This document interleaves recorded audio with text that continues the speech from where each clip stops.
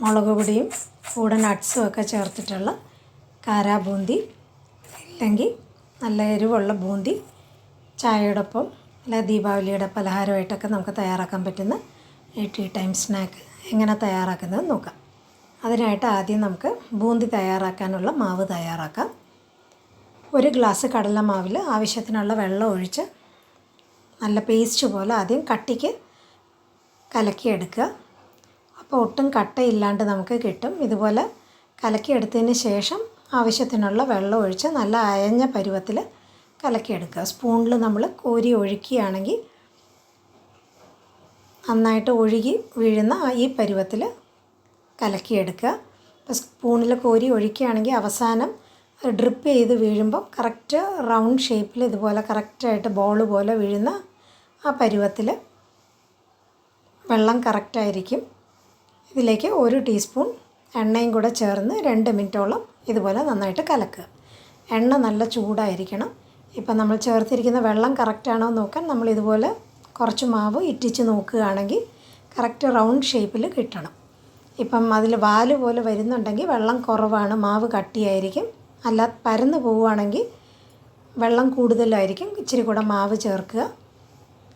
Correct ഷേപ്പിൽ ഇതുപോലെ കിട്ടാനായിട്ട് ഇപ്പോൾ സാധാരണ വീട്ടിൽ കാണുന്ന ഈ ചെറിയ ചെറിയ ഹോൾസ് ഉള്ള തവിയാണ് എടുത്തിരിക്കുന്നത്.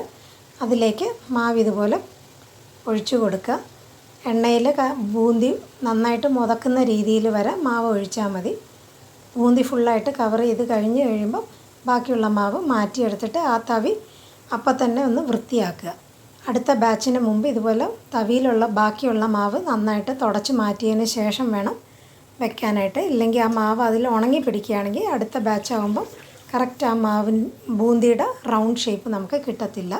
പല ഹോളിലും മാവ് വന്ന് നിറഞ്ഞ് അത് കട്ടയായി ഉണങ്ങിപ്പിടിക്കും.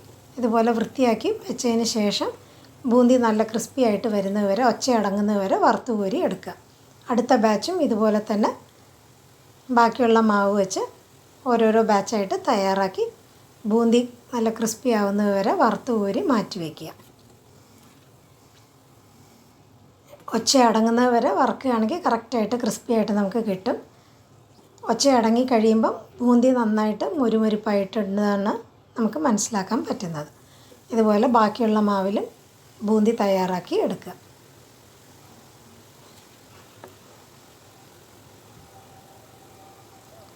ഇതുപോലെ കറക്റ്റ് അയവിൽ നമ്മൾ തയ്യാറാക്കുകയാണെങ്കിൽ ബൂന്തി കറക്റ്റ് റൗണ്ട് ഷേപ്പിൽ തന്നെ നമുക്ക് കിട്ടും.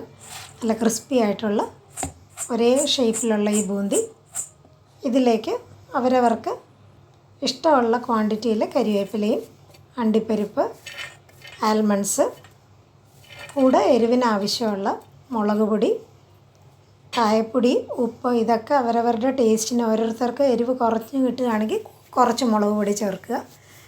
ഇതിനൊന്നും പ്രത്യേകിച്ച് കണക്കുകളില്ല. അവരവരുടെ ടേസ്റ്റിനനുസരിച്ച് കൂട്ടുകയോ കുറയ്ക്കുകയോ ചെയ്യാം. നന്നായിട്ട് ആ ചൂടോടുകൂടെ തന്നെ ഈ പൊടികൾ ചേർത്ത് മിക്സ് ചെയ്തെടുക്കണം. എന്നിട്ട് നന്നായിട്ട് തണുക്കാനായിട്ട് മാറ്റി വയ്ക്കാം. തണുത്ത് കഴിയുമ്പം അതിലൊട്ട് എണ്ണമയവും കാണത്തില്ല, നല്ല ക്രിസ്പി ആയിട്ടിരിക്കുകയും ചെയ്യും.